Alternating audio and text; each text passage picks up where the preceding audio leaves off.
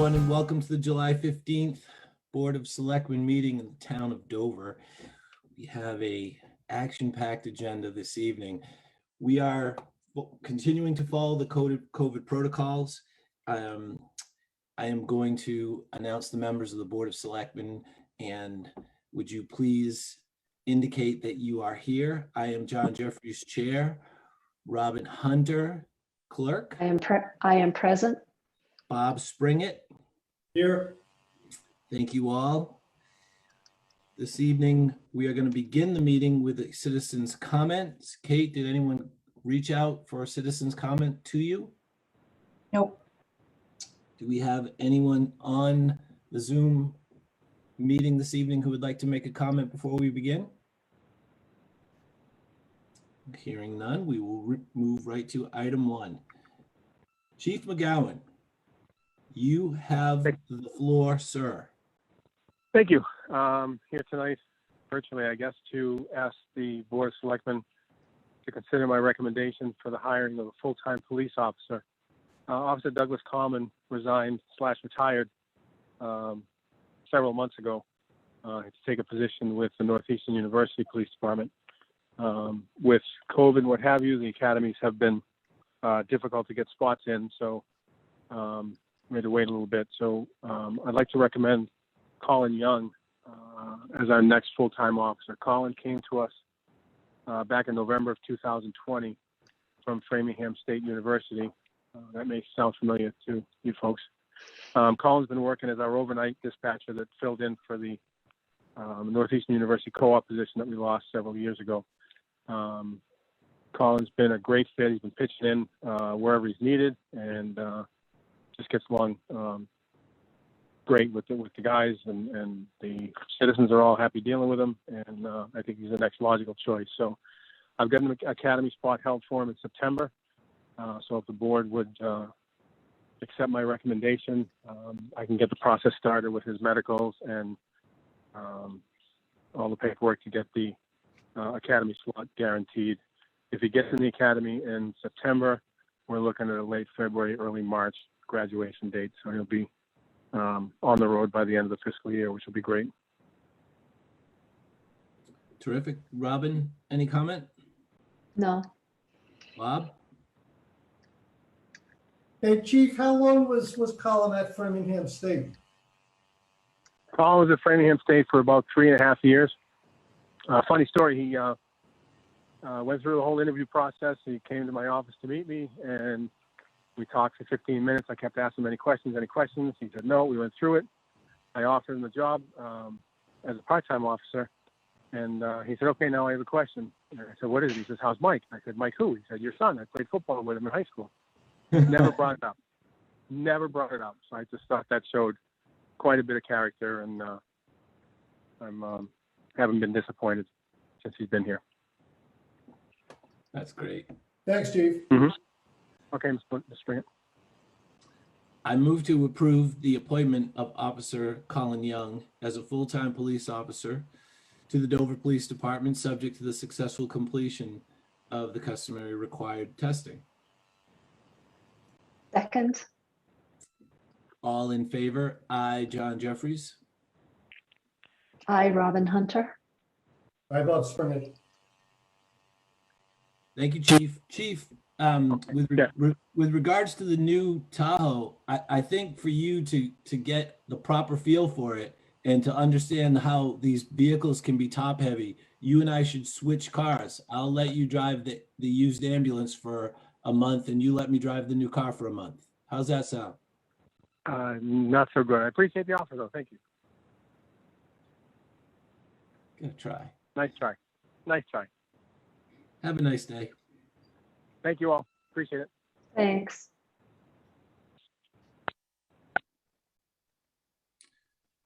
Kate, item number 2. Yes, thank you, Mr. Chairman. At our 2020 town meeting, the town voted to replace around 70 exterior windows at the townhouse. So tonight, the town is requesting approval of the board to enter into an agreement with the firm SMMA of Cambridge, Mass. For window replacement professional services.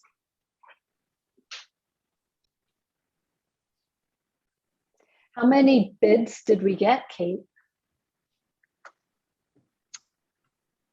We I went probably through, should remember. I'm sure you went through this once. yeah, so we did the requirement of 3, Okay, and this was the lowest and most responsible. And we also worked with them for our townhouse space study last year. okay. So we have experience with them. We do. Hey, Robin? Yeah. You want to give a little background on the windows from the capital budget committee's perspective, how this came about? Right. So the way this came about is we identified that the windows needed to be replaced, and the question we evaluated whether to go ahead and replace the glass like we had done before, or whether it made sense to take the windows out and replace them with replacement windows.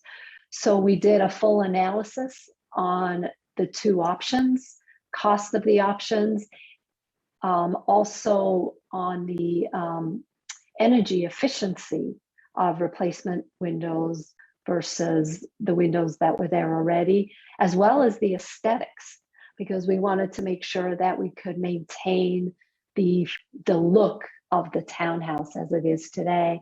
And at the end of the day, it made a lot more sense to go ahead with the replacement windows. They're a lot more energy efficient from a user use perspective.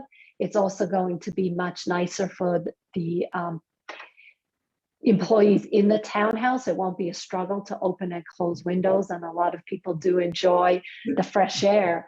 We looked at different designs. I really believe that where we came out is a win-win for the town. It's going to look good, and it's also going to save us energy, and it's much more practical to open and close the windows, because right now we have a storm window and then screens and then the regular windows. So you really can't see the windows all that well because they're covered by the storms. So you do lose some of the aesthetics from that point of view. Yeah, that was a while back. I didn't think, it's good to remind people what the information was that you guys and the research that you did to sort of come back with this proposal. So thank you. Right, and I think it just emphasizes how, the capital budget committee has really embraced not just replacing with like kind, but looking at the energy efficiency of what we're going to replace it with and whether or not it makes sense, as well as aesthetically, whether or not it fits in the useful life of the products. So, the capital budgets has really moved over to focusing on energy efficiency. And then we're always looking to see if we're doing something more efficient, whether or not there are grants available that could offset the cost to the town. So John, just one more thing. This is for Chris. Sure. Chris, I'm going to mention this later. There's going to be federal funding coming our way. And when we get to the objectives piece, I'd like, that's something that we talked about spending some time on. Is that funding, is that available for something like this or not? Just from what you know. Not for energy efficient or not for blanket energy efficient projects. No, it's primarily for COVID response and recovery. But there are also areas, there are 3 areas for infrastructure investment: water, sewer, and broadband. So there are sustainable projects in those spheres that the town could look to pursue, but not for window replacement, no. Thank you. Hey, just one question for me, or maybe it's to either you, Kate, or to Chris, maybe even Robin. Is this type of request for proposal something that we're mandated to take the lowest bidder on?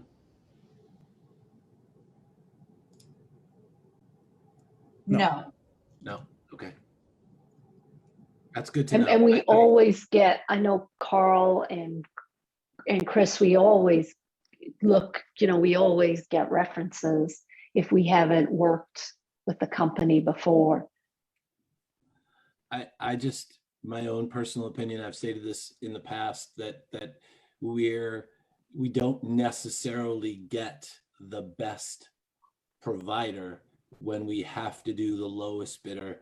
We've run across that in, the roads and the markings of the roads and some of the other issues, trees and et cetera, bituminous resurfacing. So anyway, Bituminous cement. thank you, Ms. Hunter. Bituminous cement. So anything else, Bob, Robin, to add to this? Yep. No. I was actually wondering when I was driving by the townhouse, I wonder when this window replacement project's gonna start. So when is it gonna start? On that segue, Very soon. I move to authorize town administrator to execute all documents related to the professional service agreement between SMMA and the town of Dover. Second, All in favor? I, John Jeffries. I, Robin Hunter. I love swimming. Thank you all. So, Kate, now we can you can answer that question to Robin. It will begin as soon as possible. No, it's going to happen in December. After a foot of snow. Yeah, window. Everybody replacement, likes well, fresh that's air. December. Exactly. We can start in Kate's office. Yeah. Stay with us. Terrific. Stay with us. Item number 3, Christopher, you are up, sir. Thanks, John. So item number 3 is a continuation of the board's discussion from last week around discussing and setting communities' high priority goals for FY22. So in your packet is the list of proposed goals, the same document that you saw and reviewed last week. But this now includes or incorporates the changes that were discussed by the board last week. Those changes are in bold text. There seemed to be general consensus amongst the board members around goals 1 through 7. And then at the bottom of the document, there were 4 or 5 topics for further discussion and conversation this evening. So that's where we left off. Robin, would you like to comment on any of these? I looked through this and it seems as though the changes for 1 through 7 that we talked about have been incorporated into the document.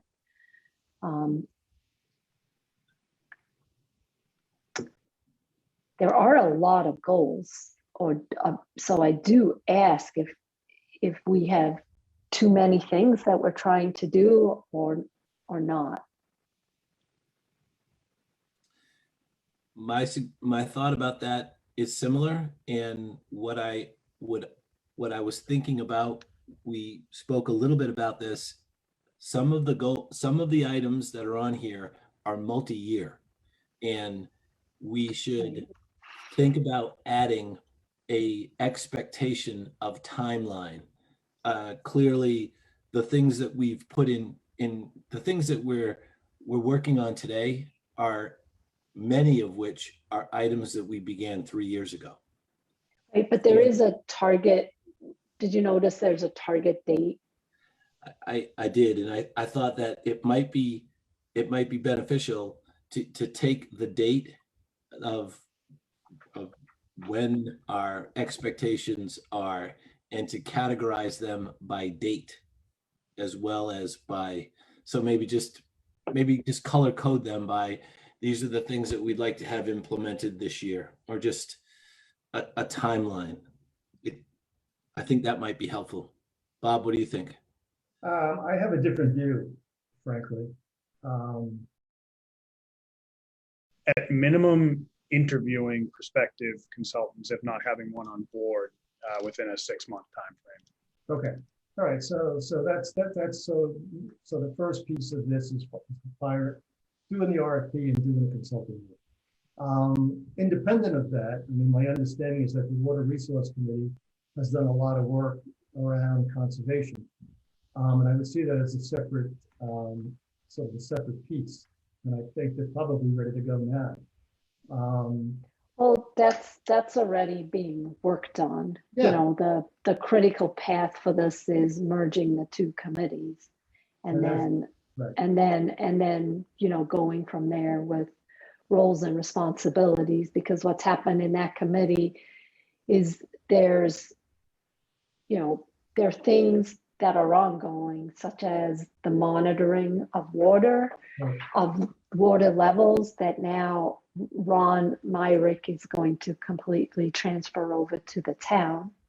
You know, there's the question of, do we or don't we have sufficient wells? You know, should we be adding another monitoring well, or will Colonial be able to provide us with the information that we ask? So we have to follow up on that.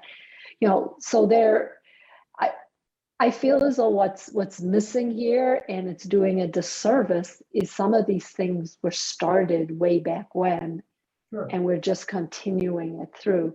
So maybe you have commencement date, and then, you know, so people, because this is all ongoing. Some of the things in this in water have already started. You know, like internal financial procedures. We're not at the infancy of this project. You know, we're kind of in the middle life of it. Yeah, no, I the absolutely agree. DPW. So it's just. But to John's point, what I think, John, you know, I would think it would be helpful if what we had, and you know, for example, it's, you know, we have investigate how Dover can, and there's a September 1 date. And so if we're thinking that, I would like to know, out of these 5, you know, as we walk down this list, is this all of these 5 items intended to be completed within the fiscal year 2022? Yeah, if I could answer that, maybe clarify for the board, Bob. Everything on this list that I provided to the board for consideration are all goals that I believe are achievable this fiscal year. And as we've done in past years, my hope is that the board can coalesce around what their priorities are for the community. And then I will then, after we go through the process of sharing with, getting committee feedback and staff feedback, we'll develop out that project plan for each of the goals and areas that the board is committed to and prioritized, which will include dates and contributing members and more detail. But this exercise is really to get the board centered around a kind of a common set of goals for FY22. Okay. Does that help, John? Yeah, definitely. I just thought it might be helpful to set people's expectations in line with how we're working through the process. So then again, so for me, some of the sort of the strategic work was done in the past, and I'll go to priority 2. Robert mentioned we voted to bring in the DOR to look at the financial processes that we use. So we've done that. They made recommendations, and now we are implementing those recommendations. Somewhere along the line, and I really would like to have a second planning meeting so that we could go through this, and not take time tonight. But somewhere along the line, I'd like to have a line between activities that are moving the town forward and activities that actually seem much more like day-to-day operating responsibilities. And implementing recommendations in order to improve work processes seems to me to be really I mean, most managers that I work with, that would be part of that would just simply be part of their job. It wouldn't be a separate goal or objective. But nevertheless, finishing that off is fine.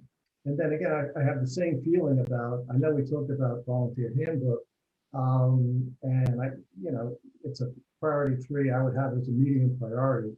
And again, I come back to, I think this is a working process because it was on the list, I think a year ago or so.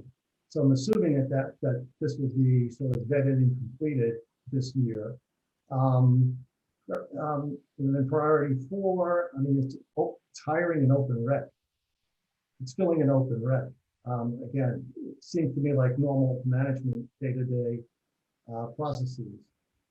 Yes, 5 we talked about. We have the capital reserve fund, capital budget reserve fund, and clearly one of the questions that came up, and I don't know if it came up in general or one of the things that I certainly talked with Chris at the time was how do you run the account? What is our policy about this particular account, et cetera, et cetera. So that needs to be done because I think it would be a template for other stabilization accounts should we decide to go that way. DPW is an implementation. I think that actually moves the town forward. It should be, to me, it's a high level goal. And because you're talking about structure of various departments, and we have a very, very exhaustive study that was done by the consultants that we've hired that needs to be carefully worked through and then work out, as Chris, as you had talked about, a detailed phased implementation plan. Then we have work on the townhouse. And the other guys that the additional items to discuss and vote on, I would prefer to do that as separate meetings. I mean, I have a lot of questions that I haven't really thought all the way through about TAB and what its role should be as we go forward. And I've had a lot of questions about, how the town, what the town's next step should be in the technology side now that we've achieved, stability, which was a big lift if you go back to 19. Website, document management, a couple of things to really talk through, and whether or not I should be thinking about rebooting the mission of TAB. So in general, I agree that these are the things that should be done, but I'm not sure they should rise to the level of Board of Selectmen. All of them should rise to the level of Board of Selectmen goals for fiscal year 2022. I'm generally looking for things that will advance the town in a significant way. Robin, want to add anything to that?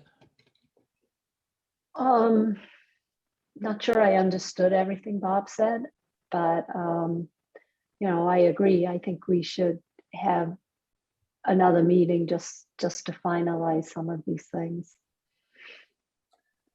So I agree. I agree with both. And my takeaway, and not trying to simplify the number of items, but trying to establish, for example, what are the things about the structural things, Bob, that you mentioned that need to happen. Obviously, there's a fiscal year and a calendar year and a voting that takes place. So we can have our goals as a preamble to a town meeting, but it really is we have to establish them as a goal. We have to execute to get to the town meeting, where the town meeting then votes, and then we're able to implement. That's what I meant by the realization of a timeline. Yeah, that's fine, John. Not everything will require town meeting approval, I presume. That's true. That's true. But those that do sort of should be highlighted and should be at least articulated that these are oftentimes leading up to a procedural change. Or as we talked about at our last planning meeting, we have the thought of we're going to bring the town into the 21st century, but we're operating under the guidelines of the Massachusetts state laws, right? So we're trying to we're trying to modernize under a set of guidelines that were established 150 years ago. So, John but I Adams' think- fingerprints are all over this stuff. Right, but I think, you know, the blend has worked out well. We've identified before town meeting any items that require warrant approval and, you know, brought those to town meeting so that we can move forward that goal the following year. That's for funding. Funding is the one I keep coming back to, you know. Right, right. Yeah. So I think, you know, I also think that when this is put into the full format, it will be more understandable in a sense for us to look at. Like, for instance, the water, I think, you know, the main goal is there are a lot of tasks underneath there, but, you know, the primary goal is set up one committee, determine the roles and responsibilities within that committee. We know there are two items or two focus points. One is continue the work that's been done, that's conservation and the monitoring of the baseline water level. And then two, hiring a consultant to help us put in place a long-term strategy. Yeah, do the research. yeah, I agree. The other part that when the goals and objectives go out to the various committees, right? The next step for this is we oftentimes get very good feedback. We get great feedback that is very helpful in how we may shift priorities or pivot on priorities that are brought to our attention that need to be brought to the top. Make sense? Yeah. Okay. So John, could we do something on the 29th in the morning? Yeah, that was the next, thank you. That was exactly what I was going to say. What we're going to schedule something for the next to have a second planning meeting that is going to be between this meeting and our scheduled August meeting. Right. So, Bob, you just suggested the 29th. Yeah, just 2 Thursdays away. There was no rhyme or reason. Robin, does that work for you? Yes, I'm free until 11 a.m., but I could potentially change a meeting I have at 11. Well, we could even do a Bob Springett style hard stop at 9:30 like we did last week. We gotta start at 6, Okay. then, John. What's that? We have to start at 6. 6. You said you wouldn't dare get out of bed that early. So then the other thing is I really would like to do this in person. And I have agreed to bring donuts. Okay. So from my, so I would definitely think this is a less than 2-hour meeting. We start 8 to 9:30, that should work. Yeah, but That's plenty of time for Robin to get her to 11 o'clock. That work for everybody else? But Chris, Yep. hold on. Chris and Kate have the longest. Just the three of us, or can they for everybody to be in the same room at the same time? I think we can do remote participation. Glazed donuts. I You like the Donut Express glazed donuts. Well, Robin likes them. I like them too. I also like the chocolate ones, the Chocolate chocolate glazed frosted? ones. The chocolate frosted or the whole chocolate, the double chocolate? No, the chocolate glaze. It's just Chocolate chocolate, glaze, yeah. with glaze. Kate, what's your preference? Forget Bob. I'll go with Robin on this one as well, chocolate glazed. Just Bob a likes- tip. You can call them up the night before and tell them what you want. They actually prefer that because they sell out. I If you know. want- Chris works out, so he doesn't get any donuts. Yeah. Bob likes the old fashioned. All right, there's nothing that we need to vote on for this. And we are, Chris, you'll send or Mona will send a notification and a invitation for the 8:30. It'll go up tomorrow. Thursday, the 29th. Yep. All right, terrific. Thank you very much. Number 4, town boards and committees. So is there anything, Chris, that we need to do with regards to Well, there are a couple of appointments. the appointments? The appointments have been, I believe, been signed. And is there anything to add to this, Chris? There's nothing more other than what's listed in the cover sheet in your packet. Okay. Robin, Bob, would you like to comment on the appointments of Paul Carew or Well, Bob Springett. Bob Springett, of course? Yeah, we got to be careful with that Carroll Management Advisory Committee. The building's going to be down next April or May, so I don't think it'll be a 3-year assignment. Are you thinking the assignment is going to be in months? But the committee still stands while the building is being demolished and comes back.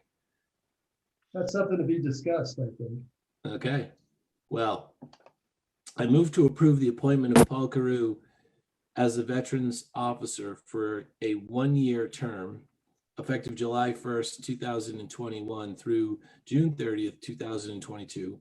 I move to approve the appointment of Robert Springett as the Selectmen's appointee to the Carroll Management Advisory Committee for a 3-year term effective July 1st, 2021 through June 30, 2024. John, Or as long as the committee. I have a serious point. Yes. I will not be on the board on June 30, 2024. And my recollection of this is a 1-year term, to be serious. I don't think this is, I've been on it. I think it's an annual thing. Can we change the date from 2021 through 2022? Yeah, Chris, we could then amend it, right? reappoint. So I don't know, not knowing what is explicitly laid out in the committee charge. So whatever was voted on way back when the CMAC was established, laid out the terms for each appointment. So if there was an error in it not being a 3-year appointment and a 1-year appointment, I wouldn't want the board to make that motion not knowing for certain. If you want to table it, I can quickly look on the website to see if. Sure. I just remember it being a one, there were rotating things, like capital budget is a rotating thing for 1 year, warrant committee is a rotating thing for 1 year. Yeah. I thought this was a rotating thing. Actually, you know what, John, just to be safe, if you vote the motion as it stands right now and it's only a 1-year term, those extra 2 years don't necessarily matter, right? Bob will need to be reappointed next year, or someone will need to be reappointed the following year. Right, if you're not a selectman, you can't be the selectman's appointee, so it's sort of a moot point. Let's vote on the first motion. I move to approve the appointment of Paul Carew as the Veterans Officer for a 1-year term effective July 1st through July 1st, 2021 through June 30, 2022. Second, Seconded by Robin Hunter. All in favor? Aye. John Jeffries. I, Robin Hunter. I Bob Springett. John, let's table this and bring it back on the 29th. Okay, let's do it on the 29th. As well as the others, and we can do the 3 at the same time. Well, what's the issue on the discussion about those guys? So just quickly, according to the website, the Board of Selectmen appointments will be for 3 years. Okay, The COA and Parks and Rec appointments are for 1 year. So the motion is accurate, and it's a 3-year term. And we would simply, Bob, if you were no longer a selectman, the selectman would replace the person to take your Yeah, spot. I didn't think it was 3 years, that's all. I took somebody else's place when this came up, and I just thought it was a 1-year rotation, so we make the motion then, John. Okay.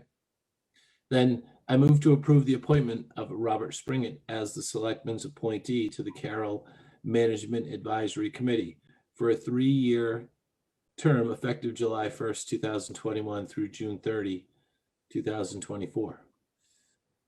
Second, Seconded Robin Hunter. All in favor? Aye, John Jeffries. I, Robin Hunter.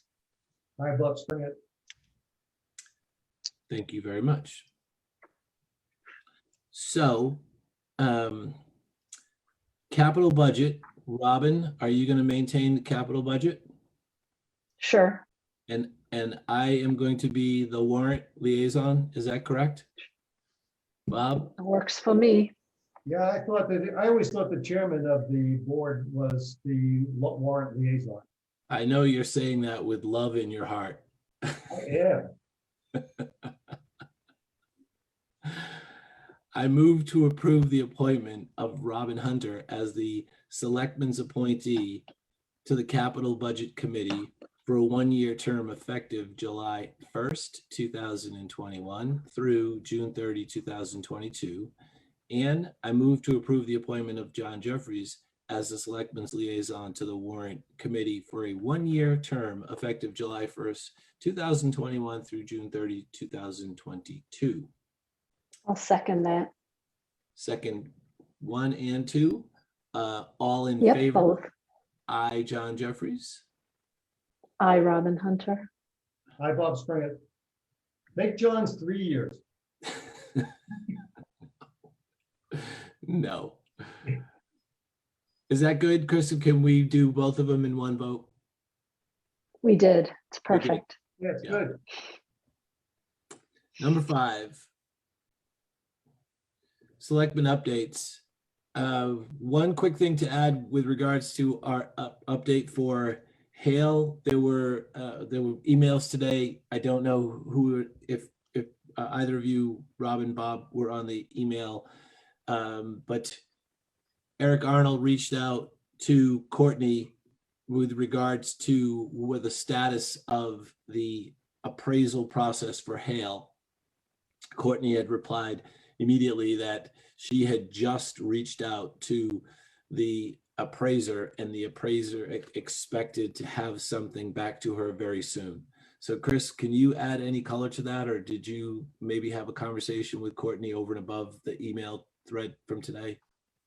The only other thing that I'd add is just that the task force will convene on August 3rd to review the appraisal. So Courtney will be in touch with the materials as well as the meeting invite, but the date is shaping up to be August 3rd.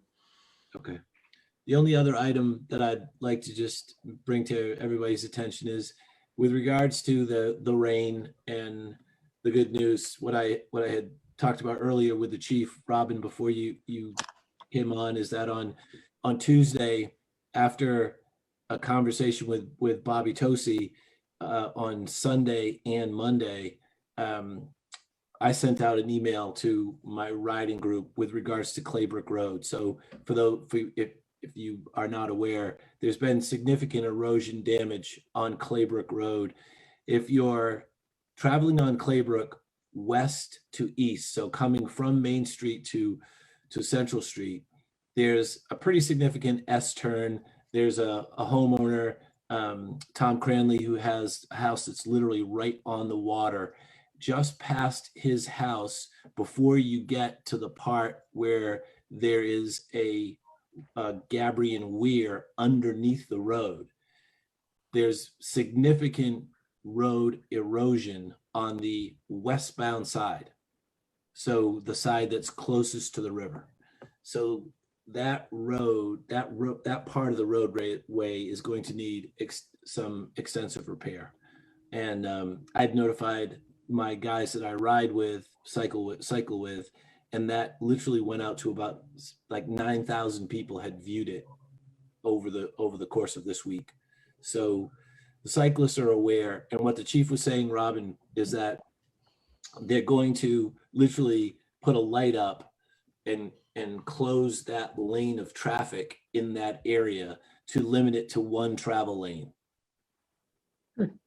So to number one, mitigate the further erosion, and number two, have the lane, have that street so it's passable.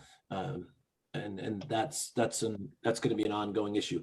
It's not a quick fix, by the way. And I reached out to about a dozen people who I know that live south or east of that area, and another 10 to 20 people who live on Claybrook west of that area. And so we began the process right away of notifying people that the road is going to be under construction for quite a while and to plan accordingly.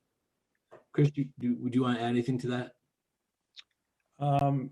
Yeah, I'd just like to add in terms of next steps. It was a great overview of what happened over the weekend and where we were at. But we've got a geotechnical engineering firm that'll be on site on Tuesday to survey the erosion and the road, at least the area of the bank in its entirety, to start to develop out, both ensure that the road is actually safe even at one lane, but to also develop out,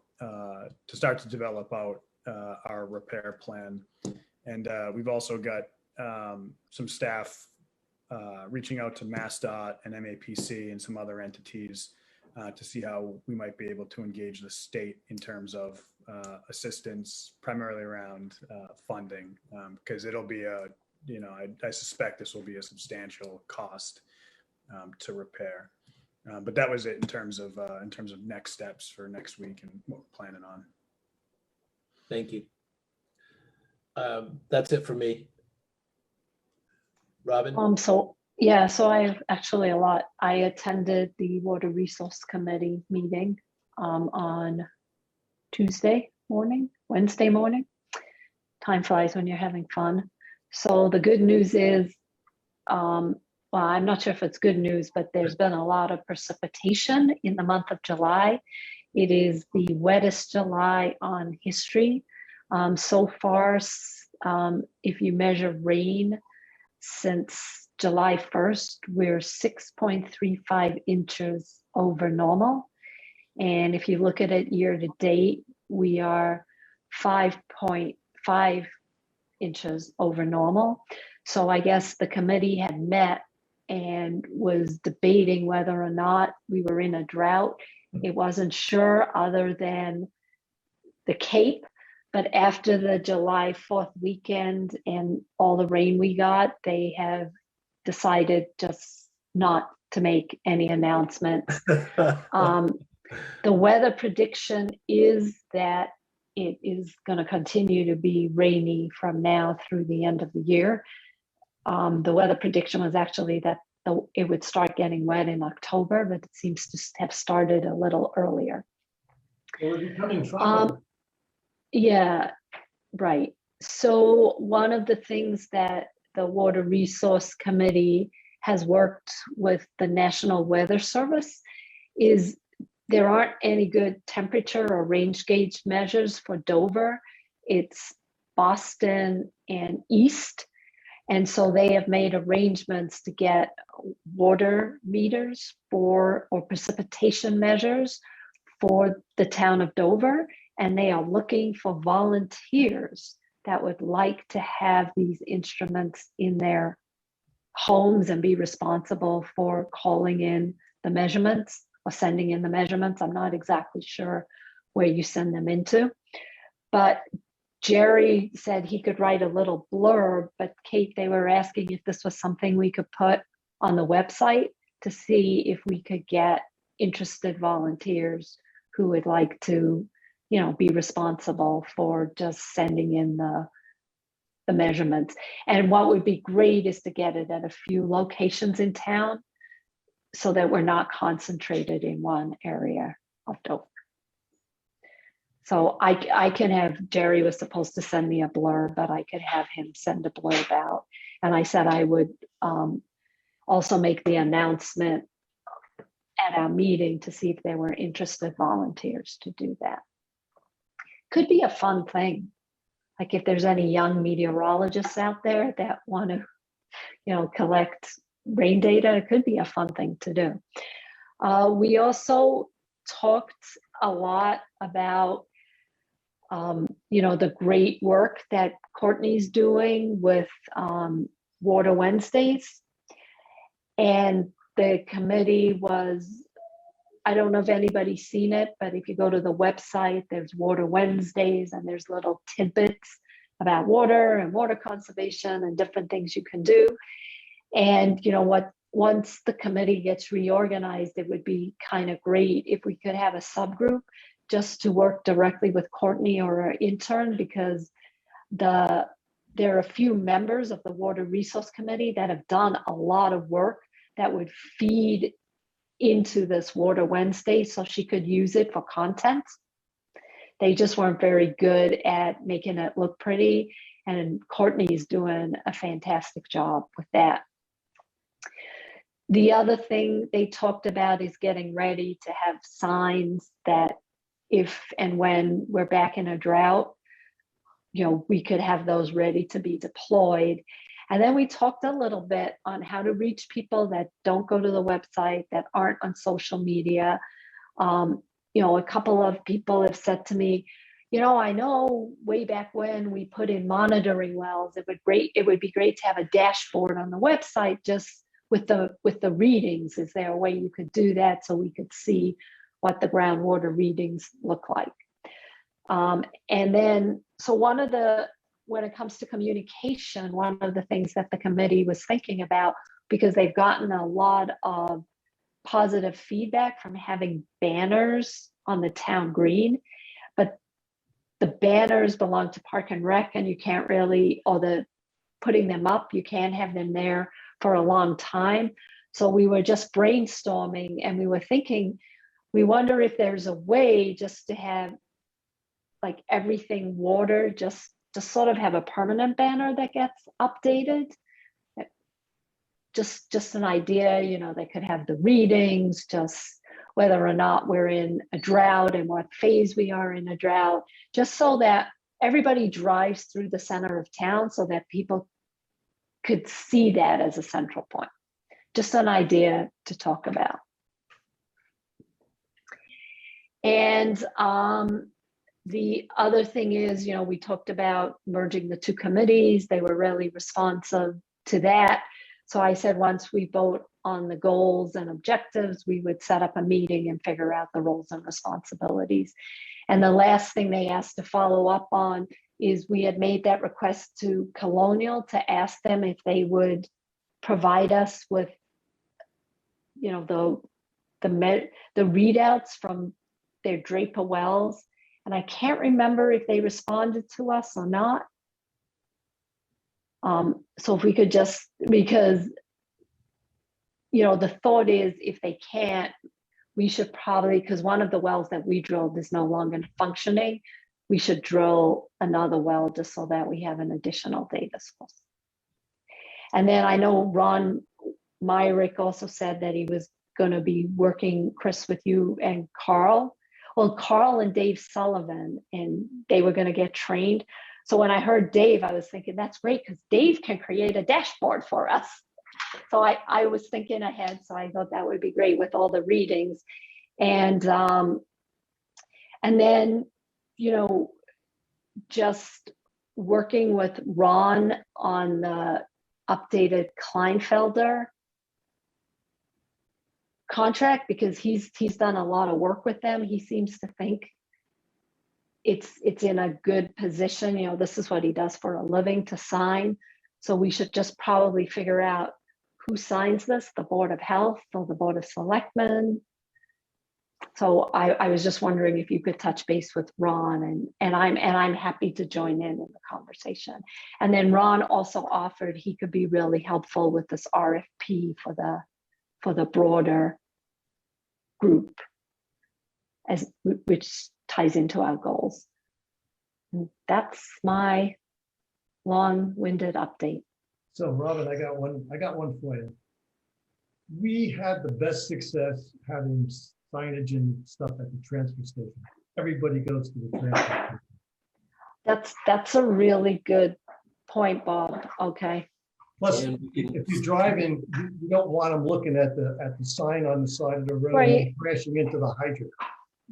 Right. Nobody's driving No, at the transfer okay. station. No, that's a good thought, something good to consider, because it is frustrating. Like, I have people stop me that are interested in water and they had no idea about these Water Wednesdays. And I said, go to the website, and they rolled their eyes. And I said, you can go to the website and set up your profile. So you would only get updates for water if that's all you're interested in, and you would get, regular updates. So, it's the struggle that we have. How do you get information to people? And I don't think the struggle is ever going to die. Everybody gets information different ways, and But the if transfer people station aren't is willing to go to the website and just set up a profile, I know Courtney's been pushing it out into social media, and then certain people have taken her social media and pushed it out. Like, there's a sustainable Dover Facebook group, and they've pushed it out on that. So I think we're getting to more and more people, but there's still a handful of people that I don't know, just aren't getting the information, and they claim that they are interested and would like to see it. Yes, that's exactly right. And so they met, Ford and Ruth, they talked to over 300 people at the transfer station. Most of Right. whom had no clue what was going on. Because they don't, the website is not the go-to place yet, right? I mean, Facebook or TikTok or Instagram or whatever. I mean, no one thinks about, the website, not yet. It's not a trusted source yet. But you're talking about trying to reach people who don't go to the website and who aren't on social media. And our experience was the transfer station is the place. Okay, so maybe Chris, when we kick it off, that's one of the things we can talk about. Should we put, like, if we were in a drought, a level 1, 2, 3 drought, should a sign be at the transfer station as well when people pull in? Those are different things to look at. And I'm interested in Martini Monday. So if Courtney wants to do Martini Monday, sign me up. I can also tell you, Robin, that having been on my bicycle in the woods for the past 6 weeks, if we use the word drought in anything that we do, people are going to think that we're just Chicken Little and the sky is falling, and they're not going to take you seriously. Because Right. So that's why nothing's going to happen now. But I think it would be, like, the thing I'm interested in. We've had a lot of rain. So how do our groundwater levels compare to 6 months ago? Because that's important. We know the groundwater doesn't replenish as quickly. But Right. these are, and this is why we put those wells in there, so we can learn how Yeah. quickly does the aquifer replenish. Jerry sent out an email today about the E. coli readings in the Needham wells at Elm Bank, and that's a pretty common occurrence with water levels that are really, really high. All you have to do is look at the Charles River when you go over South Natick and the waterfall either at South Natick or the waterfall at the end of Mill Street or Willow Street, between Dover and Needham. It is raging. And so you get a very high level of water. You get E. coli readings, from the Elm Bank and the Charles River. That's very common. And what it does, though, is the next unit of conversation is, well, how prepared are we if it's not a well running dry, but it's a well overflowing, and you get overflows and blah, blah, blah, blah, blah. So, you're thinking about the same subject matter on two extremes. right? But it's still, Right, and you know, and I think that's it. We're gonna have these extreme weather events. So I think we're gonna be dealing with both. It's the new norm. You know, agreed. like people have had to pump out their pools because the water level of the pools was so high. Yeah, take the frogs out of the pools every day, and yeah, Right. So, you know, and I know the woods are, this is the first time in 2 years they've been as muddy as they are now. yeah, totally, totally agree. Not just the woods. Yeah, exactly. Right. Woods. So I got a Bob, quick on anything else to Carol. add? Sorry, I have a quick update on Carol. go. So the building committee had its first post June meeting, and they were going through several things, sort of just laying out the timeline for the filling out the construction documents and et cetera. And I made two suggestions for the meeting. Their next meeting, I believe, is toward the end of the month, and they're going to be looking at the site plan. So I suggested to the committee that they do two things. One, there's been an awful lot of focus on users of Carol. Now, users of Carol tends to be a relatively small number of people, either Park and Rec or COA. And you got two, it's like a barbell, you got two ends, and there's a lot less contact with people in the middle. And so what I suggested before was that we look to get together a group of people who are not current users and who do not have kids in the school and do not qualify for the ever lowering age for the COA, and see if we can get some sort of a focus group. So you're talking about, you know, parents at home, kids are gone, off to college, whatever, and would be interested in social activities at the Carol rather than fitness or whatever. And so they took up, so that's something that we're going to be working toward, to sort of expand resident input as they go through this phase. And then since the next meeting is going to be focused on the site plan, and there's been a lot of issues raised by abutters, I've asked the committee and board to invite the abutters to the next meeting when they review the site plan. Excellent idea. Thank you. Yeah, I agree. Well, that's a great idea. All of the above. Chris, there's nothing else that I have to add to the board's updates. Can we move to your updates? Yes, sir. Item number 6, administrators updates. Mr. Dwelly? Yep, just two quick things for the board this evening. The first is that the cell tower RFP is out on the street. So we'll be going through that process. It'll be throughout the summer, and hopefully we'll have contracts in place in the fall, as you heard from our telecom consultants a few weeks ago. But just wanted to let you know that the RFP is finally out there and public. And then the second, continuing on water-related topics, just wanted to update the board that the discoloration concerns that some of the residents had, or experiences, I should say, that residents had over the past 2 weeks, in some places seems to have dissipated.